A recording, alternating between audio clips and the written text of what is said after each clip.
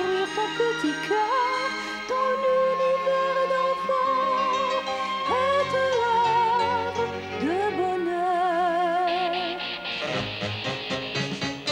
Anne, Anne, garde ta magie. Anne, Anne, moi je serai ton ami. Tes rêves au fond de toi sont trésors infinis, plus précieux que la vie. Anne, Anne, je suis ton ami.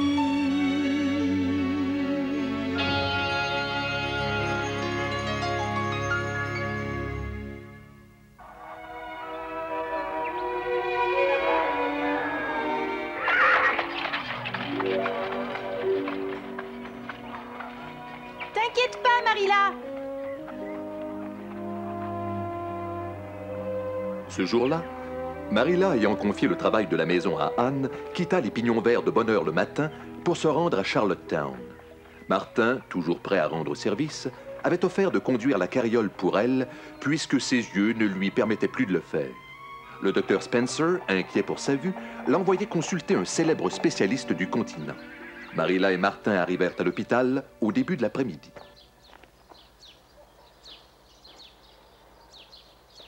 Puisque tu es en ville, profites-en pour te promener dès que tu te seras occupé du cheval.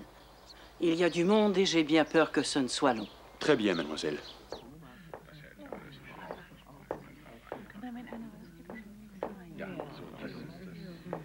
Excusez-moi, je suis venue ici sur la recommandation du docteur Spencer d'Avonlea. Le docteur Spencer, vous devez être mademoiselle Cuthbert. Asseyez-vous un instant, je vous prie.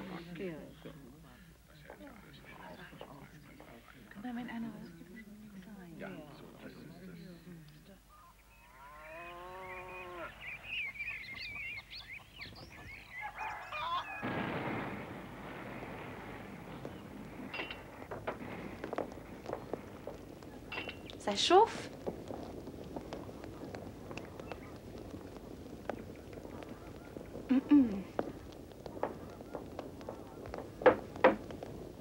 Oui, entrez. Ah ça, c'est gentil, Diana. Je suis contente de te revoir avec le sourire. Qu'est-ce que tu avais hier? Excuse-moi, c'est le souvenir de Matthew qui m'est soudainement revenu. J'ai eu peur que tu ne sois plus grave. Et c'est pour ça que je viens te chercher. Je pense qu'il est grand temps que tu recommences à vivre. Je te remercie, Diana, mais je dois faire cuire mon pain pour vivre, sinon je mourrai de faim. Oh, où est Marilla? Elle est partie ce matin pour toute la journée. Je dois rester ici, mais si tu veux m'aider, je vais rentrer la lessive. Oh, mais maman pensait que j'allais te ramener chez nous, mais je vais rester un moment. Merci, je vais t'aider. Diana. Et plus vite nous aurons fini, plus vite tu viendras voir la nouvelle machine. Diana, tu es la meilleure des amies du monde. Au travail.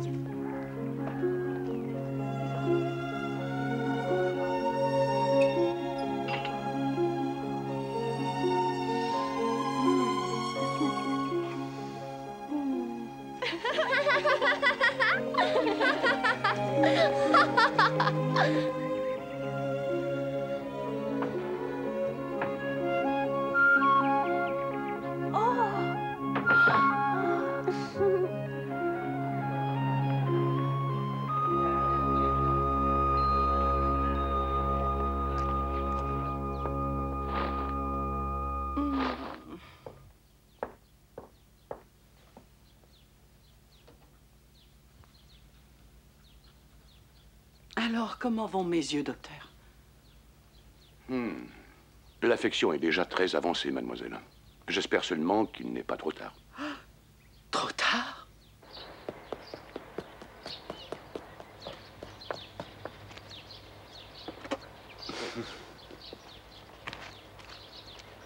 Qu'est-ce que le docteur a dit?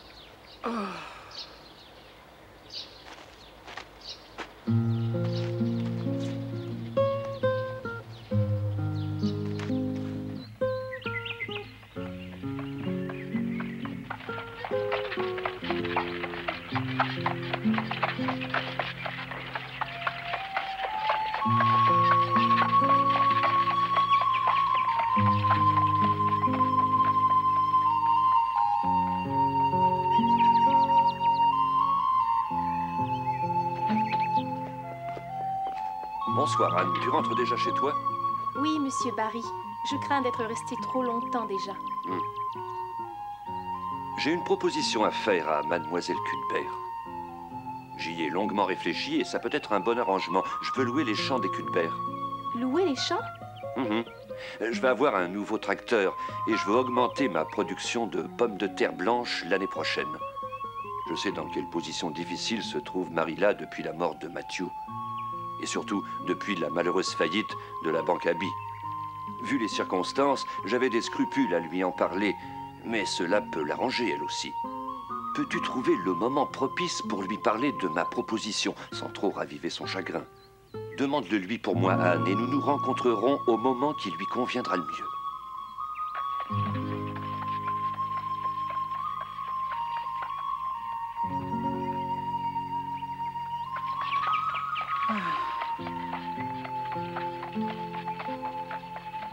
Martin, Oui, veux-tu me laisser chez Rachel Lynde? d'accord.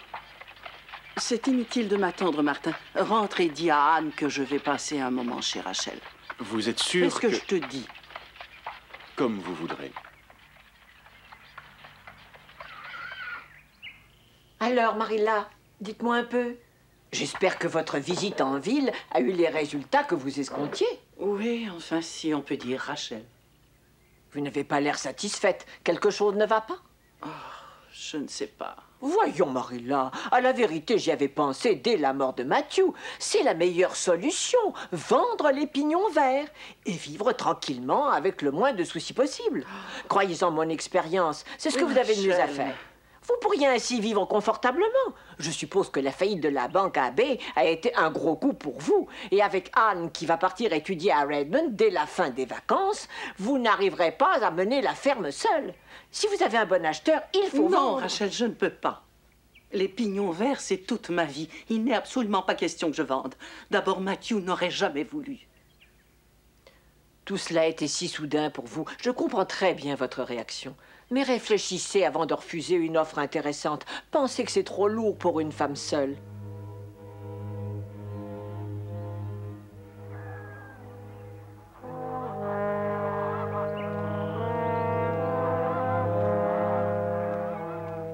Bienvenue à la maison, Marilla. Bonsoir, Anne. Tu dois être affamée. Je fais le thé tout de suite. Oh. Tu as l'air très fatiguée, Marilla. Oui. Non, je suis sans doute fatiguée, mais j'avoue que je n'ai guère pensé à ma fatigue en revenant. J'avais d'autres soucis en tête, tu sais. Je ne suis pas seulement fatiguée. Mais tu as vu le spécialiste pour tes yeux à Charlottetown? Oui. Eh bien, qu'est-ce qu'il a dit exactement? Rien d'encourageant. Vois-tu, ma petite Anne, il m'a dit que si je renonçais totalement à la lecture, à la couture et à tout ce qui fatigue mes yeux, et que si je portais les verres qu'il m'a prescrits, l'état de mes yeux n'empirerait pas et mes maux de tête disparaîtraient. Mais que si je continuais à vivre de la même façon, je serais complètement aveugle dans 6 mois. Oh, est-ce que tu te rends compte, Anne? Complètement aveugle.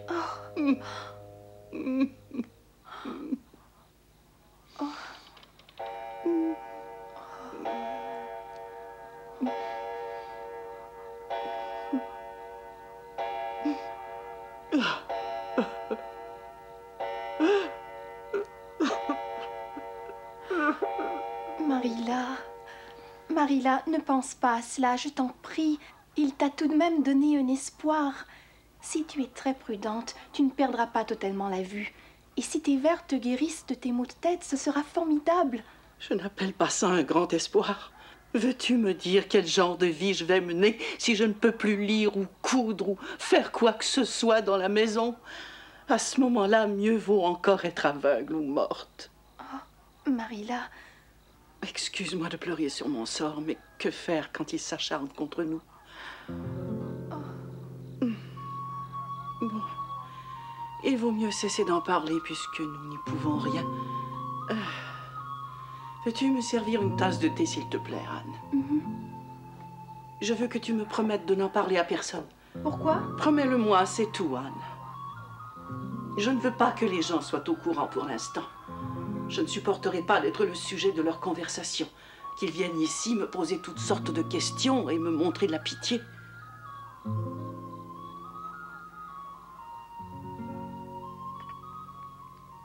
Marilla, il vaudrait mieux que tu ailles te coucher maintenant.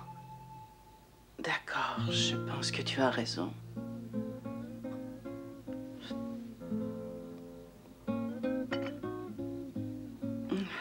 Je te laisse tout ça. Oui, oui, dors bien.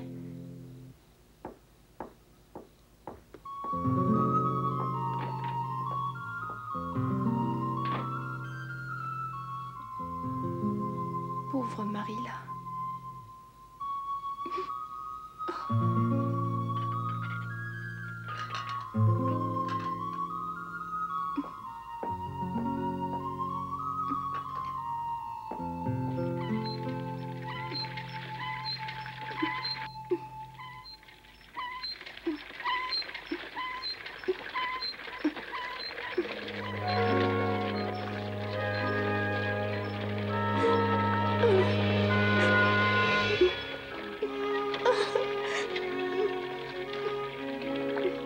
Anne avait l'âme chavirée, comme les choses avaient changé depuis le soir de son retour à la maison, où elle était si heureuse d'avoir reçu la bourse Avery. À ce moment béni, elle était pleine de joie et d'espoir en l'avenir. Elle avait maintenant l'impression que des années de tristesse s'étaient écoulées depuis.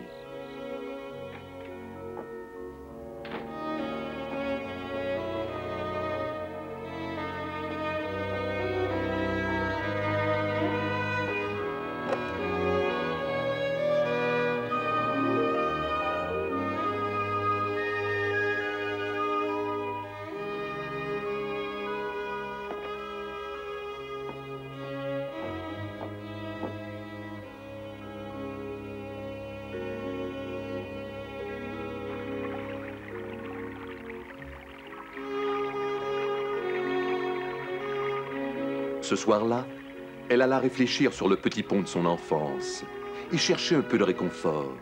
Elle revoyait tous les bons moments dont il avait été témoin, et sa décision fut prise. Aussitôt, le sourire réapparut sur ses lèvres, et la paix revint dans son cœur. Elle avait affronté son devoir en fille courageuse, et elle avait trouvé en lui le réconfort qu'elle cherchait. Elle savait maintenant quelle était la route à suivre.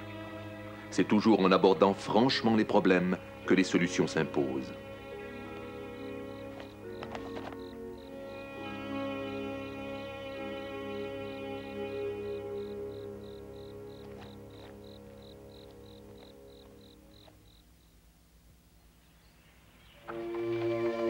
Le lendemain, Anne partit en carriole. Elle avait tant de choses à régler. Elle commença par les Barry. Monsieur Barry n'est pas là pour l'instant. Repasse donc en rentrant. Anne poursuivit donc sa route sous le chaud soleil d'été. Elle passa au magasin Blair avant de revenir chez les Barry. J'ai beaucoup pensé à votre proposition. Elle alla aussi se recueillir sur la tombe de Matthew, tandis que Marilla recevait la visite de Rachel Lynde, qui essayait encore une fois de la persuader de vendre les pignons verts. À Carmody, Anne fit une visite au bureau de l'école primaire. Anne et Marilla se débattaient chacune de leur côté, sans que l'autre en soit avertie, pour sortir de l'ornière où les avaient plongés les derniers événements.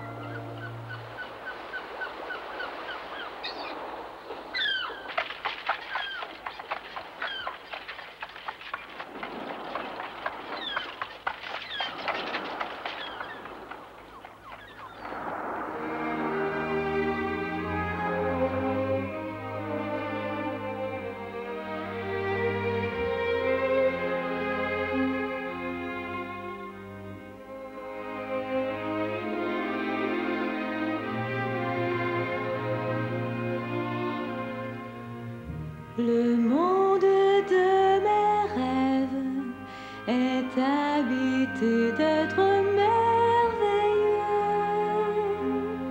Il y a des elfes, il y a des fées dansant dans les cieux.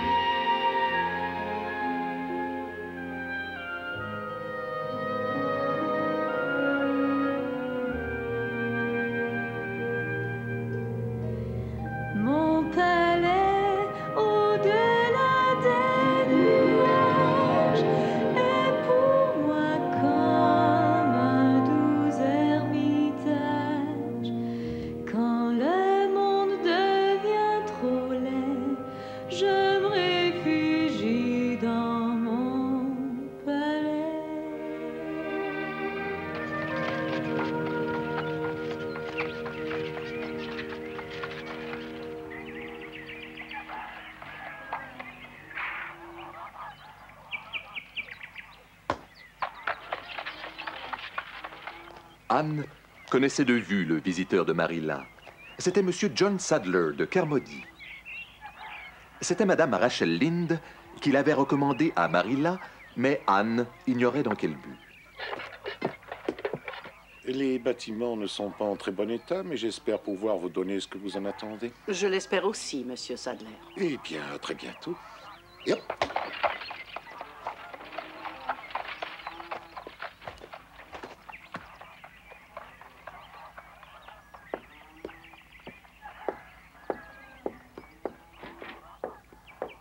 Qu'est-ce que Monsieur Sadler est venu faire ici, Marilla?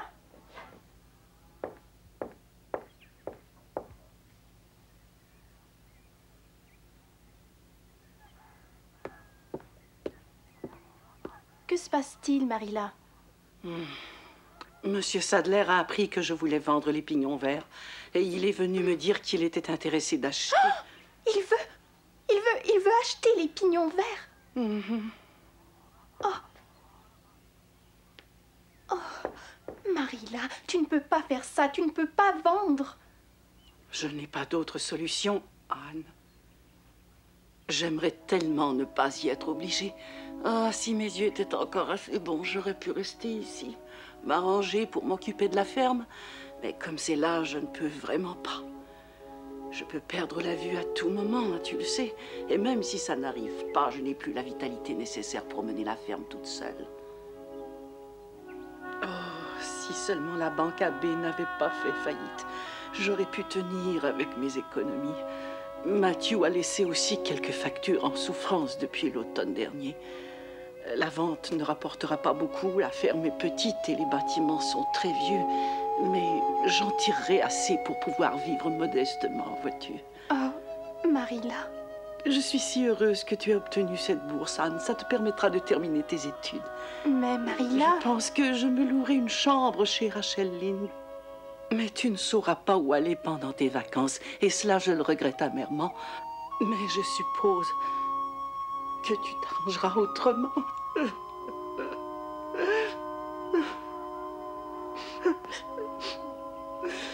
Tu ne peux pas vendre les pignons verts, Marilla. Oh, j'aurais voulu ne pas avoir à vendre, Anne. Mais tu le vois par toi-même. Je ne peux pas rester ici, toute seule. Je deviendrai folle avec les problèmes et la solitude, sans parler de l'état de mes yeux. Tu n'auras pas à rester seule ici, Marilla. Je serai avec toi. Je suis avec toi. Je ne vais pas à Redmond.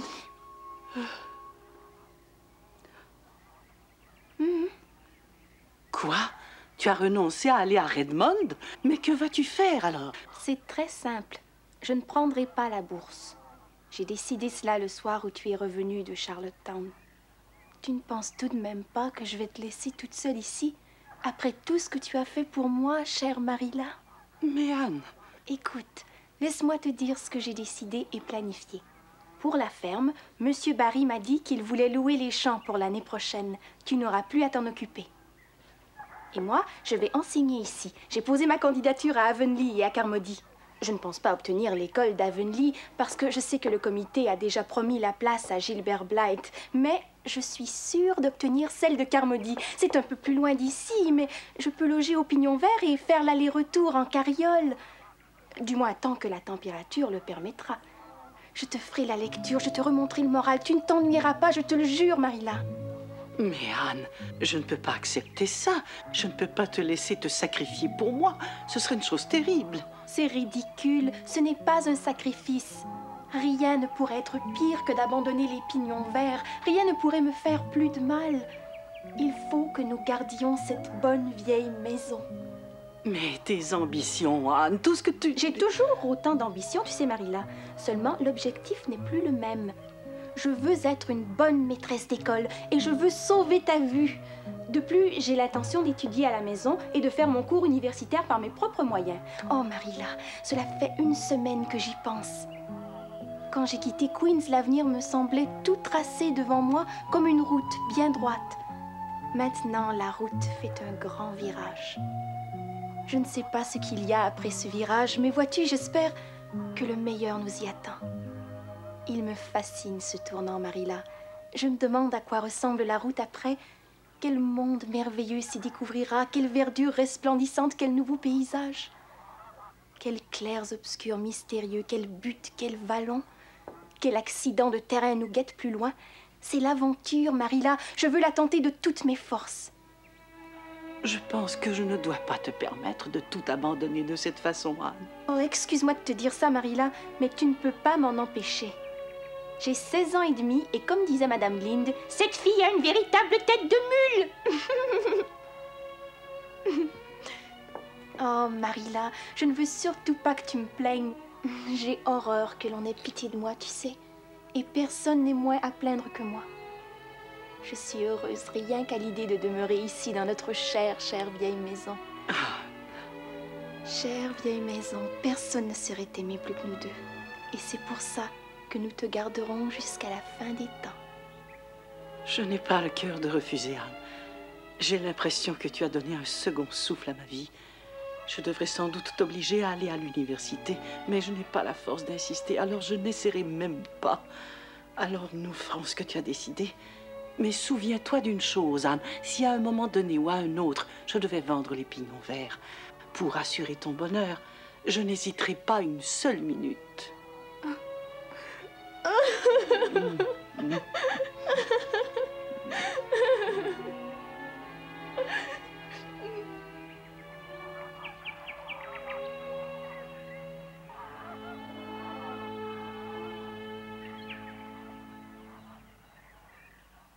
Anne et Marilla s'entendaient de mieux en mieux. Anne était donc heureuse d'avoir décidé de rester au pignon vert. Mais elle avait une autre raison d'être heureuse.